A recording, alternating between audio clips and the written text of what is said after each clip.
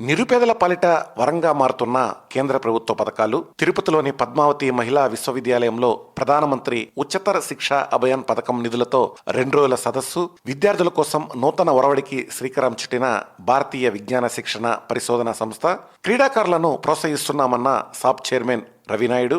5,258 కోట్ల రూపాయలతో వార్షిక బడ్జెట్ను ప్రవేశపెట్టిన టీటీడీ చైర్మన్ వంటి తిరుపతి జిల్లా సమాచార లేఖను ఇప్పుడు విందాం.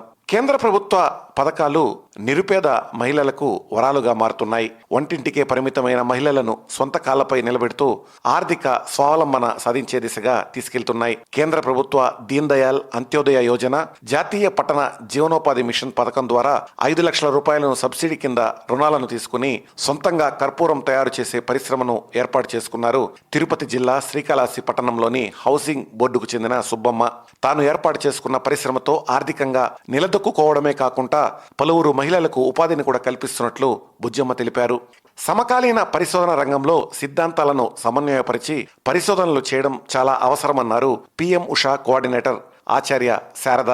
తిరుపతిలోని పద్మావతి మహిళా విశ్వవిద్యాలయంలో ప్రధానమంత్రి ఉच्चतर శిక్షా అభియాన్ పథకం నిధులతో recent disciplinary trends in social transformation అనే అంశంపై 2 రోజుల సదస్సు జరిగింది. ఈ సందర్భంగా పిఎం ఉషా కోఆర్డినేటర్ ఆచార్య శారద మాట్లాడుతూ ఉన్నత విద్యకు నాణ్యత ప్రాప్యతను మెరుగుపరచడానికి విద్యా మంత్రిత్వ శాఖ కింద కేంద్ర ప్రాయోజిత పథకాన్ని తీసుకొచ్చిందని, ఈ పథకం ద్వారా మహిళా విశ్వవిద్యాలయంలో మౌలిక సదుపాయాలు, గుర్తింపు, ఉపాధిని మెరుగుపరచడం లక్ష్యంగా పనిచేస్తున్నట్లు ఆమె తెలియజేశారు. తిరుపతి జిల్లా శ్రీకాళహస్తిలోని భారతీయ విజ్ఞాన శిక్షణ పరిశోధన సంస్థ విద్యార్థుల కోసం నూతన ఒరవడికి శ్రీకారం చుట్టింది. పోటీ ప్రపంచంలో యువత ఉన్నత శిఖరాల్లో నిలవాలని నిత్యం కసరత్తు చేస్తున్న ఐజర్ సంస్థ 5 రోజుల పాటు డెవలప్మెంట్ ప్రోగ్రాంను నిర్వహించింది. విద్యార్థుల మేధో సంపత్తిని పెంచడమే కాకుండా సాంకేతిక ఆవిష్కరణల్లో నైపుణ్యం కలిగించేలా ఈ శిక్షణ ఇచ్చారు. కేంద్ర ప్రభుత్వ సంస్థలైన న్యూఢిల్లీకి చెందిన ఏఐసిటిఈ, ఎంఓయు సంయుక్త ఆధ్వర్యంలో ఈ శిక్షణ కార్యక్రమం ఈ నెల 24వ తేదీ ప్రారంభం కాగా ఈ నెల 28వ తేదీ వరకు జరిగింది. తిరుపతిలోని శ్రీనివాస క్రీడా సముదాయంలో జరుగుతున్న ఆధునీకరణ పనులను వేగవంతం చేయాలని, నిర్దిష్ట సమయంలోపు పూర్తి చేసి క్రీడాకారులకు వినియోగంలోకి తీసుకురావాలని ఇంజనీరింగ్ అధికారులను సాప్ చైర్మన్ అనిమిని రవినాయుడు ఆదేశించారు. తిరుపతి ప్రకాశం రోడ్లోని శ్రీనివాస స్పోర్ట్స్ కాంప్లెక్స్ లో జరుగుతున్న ఆధునీకరణ పనులను ఆయన పరిశీలించారు. వేసవి సెలవుల దృష్ట్యా సమ్మర్ క్యాంపులు ప్రారంభించే నాటికి స్విమ్మింగ్ పూల్ను సిద్ధం చేయాలన్నారు. ఏప్రిల్ 10వ తేదీలోపు స్విమ్మింగ్ పూల్ను ప్రారంభించి వాడుకలోకి తీసుకురావాలని తెలిపారు.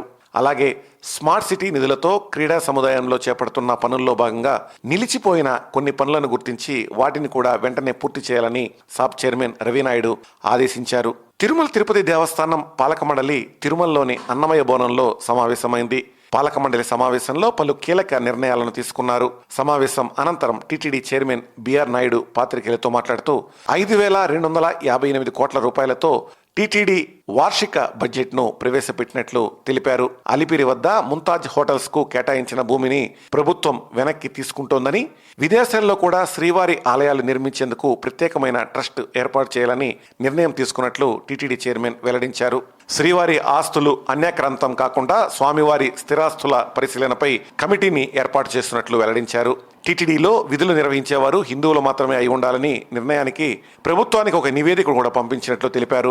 అన్ని రాష్ట్రాల రాజధానుల్లో శ్రీవారి ఆలయాలను నిర్మిస్తామన్నారు. త్వరలో ఏఐ టెక్నాలజీ ద్వారా భక్తులకు మరింత సులభతరంగా శ్రీవారి దర్శనం, వసతి తదితర సదుపాయాల కల్పనపై చర్యలు చేపడతామన్నారు. ప్రపంచ క్షయవ్యాధి దినోత్సవం సందర్భంగా తిరుపతిలో అవగాహన ర్యాలీని తిరుపతి జిల్లా వైద్య ఆరోగ్య శాఖ అధికారి బాలకృష్ణ నాయక్ ప్రారంభించారు.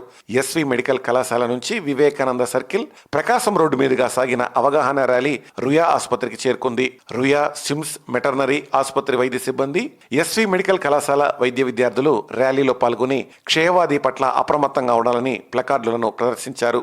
ఈ సందర్భంగా తిరుపతి జిల్లా వైద్య ఆరోగ్య శాఖ అధికారి బాలకృష్ణ నాయక్ మాట్లాడుతూ క్షయవ్యాధిని ప్రాథమిక దశలోనే గుర్తిస్తే సులువుగా నిర్మూలించవచ్చని చెప్పారు. క్షయవ్యాధి గ్రస్తులకు ప్రభుత్వం ఉచితంగా మందులను కూడా పంపిణీ చేస్తోందన్నారు. ఇప్పటి వరకు తిరుపతి జిల్లా సమాచార లేఖను విన్నారు. మరింత సమాచారంతో వచ్చే నెల మళ్ళీ కలుద్దాం.